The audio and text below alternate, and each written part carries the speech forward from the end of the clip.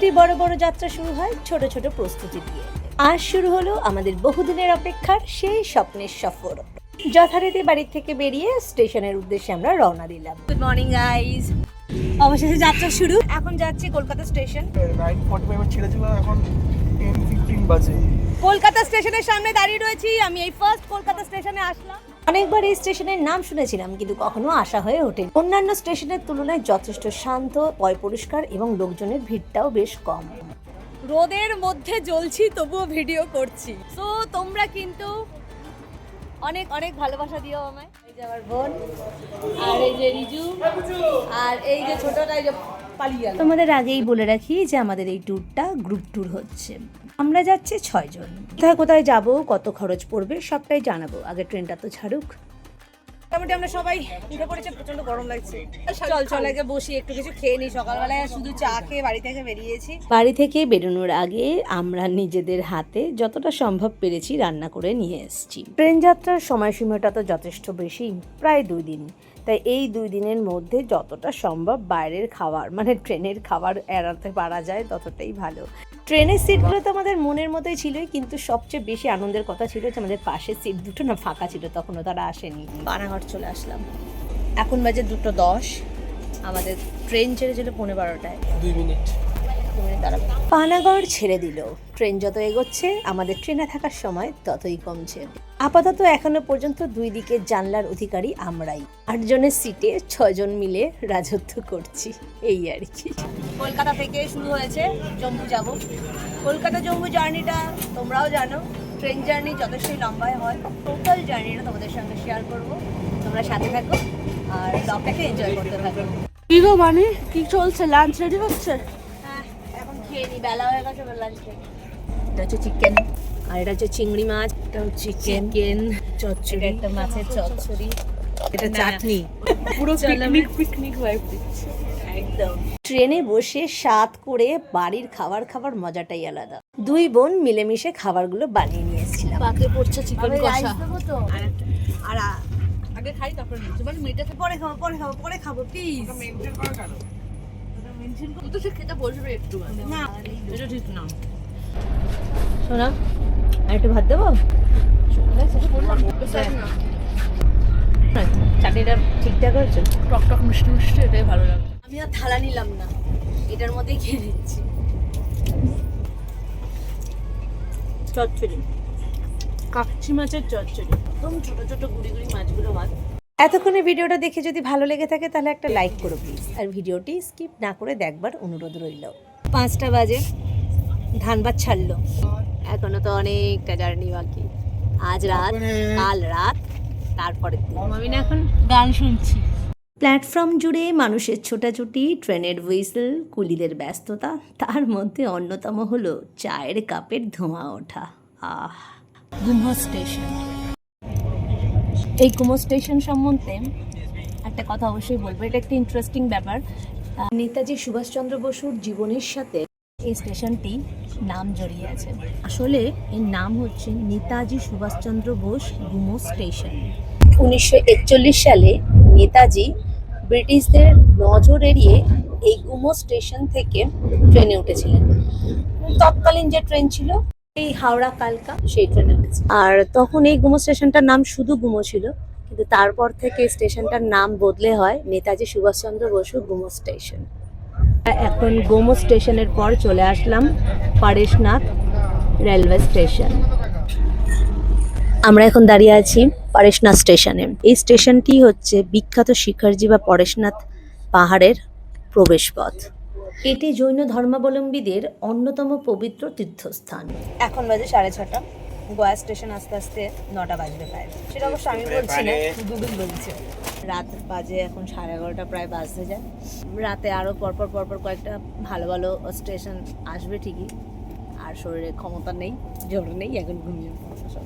ভালো ভালো স্টেশন আসবে, স্টেশনগুলো সবই বিখ্যাত স্টেশন। স্টেশনগুলো সবই ভালো means I mean to say যে বিখ্যাত স্টেশন। বিখ্যাত স্টেশন আসবে, তার উপর দিয়ে আমরা চলে যাব, কিন্তু আমরা ঘুমিয়ে যাব। Bye bye, good night. Good night.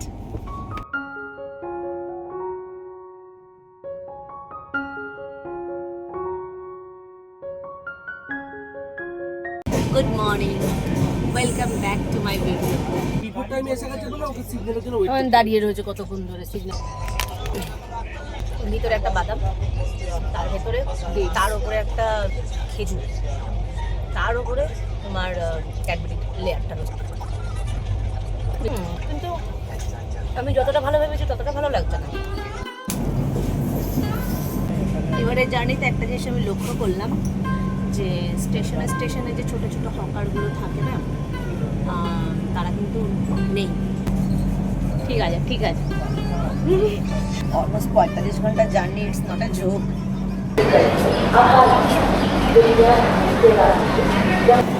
এখন আমি লখনৌ স্টেশনে নামলাম। এই স্টেশনটা দেখতে এতটাই সুন্দর, বিশেষ করে রাত করে খুব সুন্দর দেখতে লাগে। বাট আমরা তো এখন ট্রেনে উঠে পড়বো, আমরা তো আর এই স্টেশনে নামবো না, তাহলে তোমাদের দেখাতে পারবো। উঠে পড়ো। ক্যাশ বানিয়ে দিয়েছে, তাই না? ধোঁয়া উঠছে। দিয়ে দেবো। ডিম পাউরুটিগুলো কত করে নিল না? 50। হ্যাঁ, আমিও সেটাই ভাবছিলাম, 50 করে নিই। খান, আমি খাবো কোনে। আমি আর পিঙ্কি একটা খেয়ে নিই, তো ভাইকে দিয়ে দিস। ভাইকে দাও। লখনৌ ছেড়ে বেরিয়ে যাচ্ছে এবার।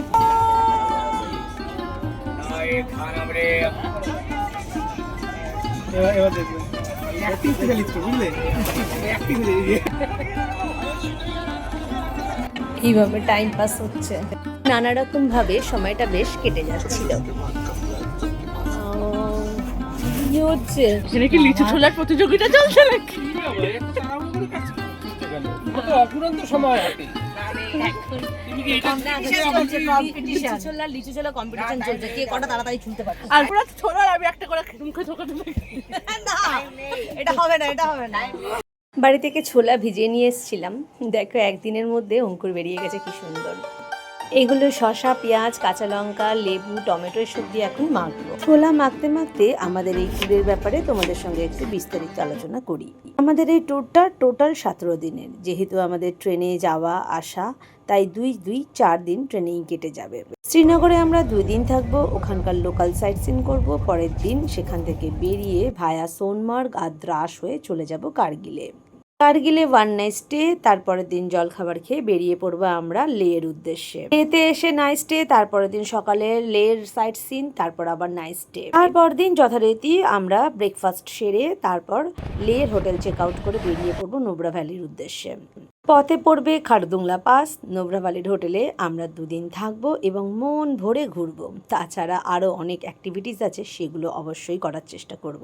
Next day after breakfast Nubra থেকে আমরা চেক আউট করে প্রথমে আমরা দেখব দিস্কিট মনাস্ট্রি, তারপর সোজা প্যাংগংয়ের পথে। পুরো জার্নিটাই স্বপ্নের মতো মনে হচ্ছে, তাই না? সমস্ত জায়গায় যাব আর ভিডিওর আকারে সমস্ত সৌন্দর্য তোমাদের সামনে তুলে ধরবো। সোশ্যাল মিডিয়ায় এইরকম ভিডিওর কোনো অভাব নেই, কিন্তু আমার ভিডিওতে একান্তই আমার অভিজ্ঞতা, আমার ভালো লাগা, আমার মন্দ লাগা সেটাই থাকবে। প্যাংগংয়ে 1 রাত কাটিয়ে চলে যাব হানলে, সেখানেও 1 রাত থাকবো। তারপর চলে যাব কেলাং।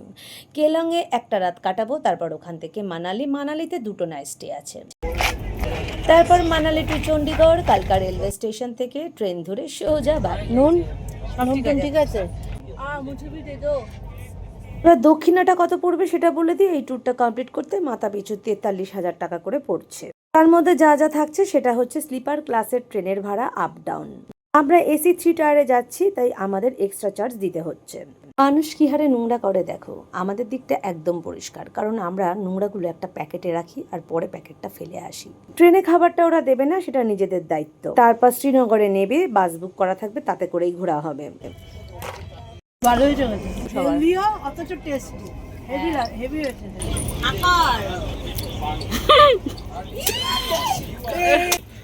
লাঞ্চ আর ডিনারের সময় পার হেড 1/2 লিটার করে জল দেওয়া হবে। বাকি প্রয়োজনীয় জল আপনাদের নিজেদেরই কিনতে হবে। আরও থাকছে বেড টি, ব্রেকফাস্টের সাথে আবার চা, লাঞ্চ, ইভিনিং স্ন্যাক্স অ্যান্ড চা আর কফি, তারপর ডিনার।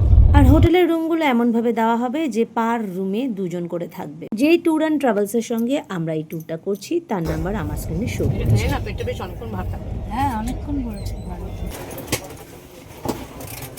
বাজে এখন 8:30টার সময় আমরা জম্মুতে নামলাম। ফার্স্ট আমাদের সিম কিনতে হবে, এখানকার সিম, ওখানকার সিম তো চলবে না, তো সেটাই আগে করতে যাচ্ছি। আমার প্রিয় দর্শক বন্ধুদের উদ্দেশ্যে বলছি, আমার ভিডিও দি এন্ড আমি এখানেই করলাম। এখান থেকে নতুন সিম কার্ড কিনে আমরা শ্রীনগরের পথে দৌড়াবো। শ্রীনগরের টোটাল জার্নিটা পরের ভিডিওতে থাকবে। আজকে তাহলে যাই, tata bye bye, thanks for watching.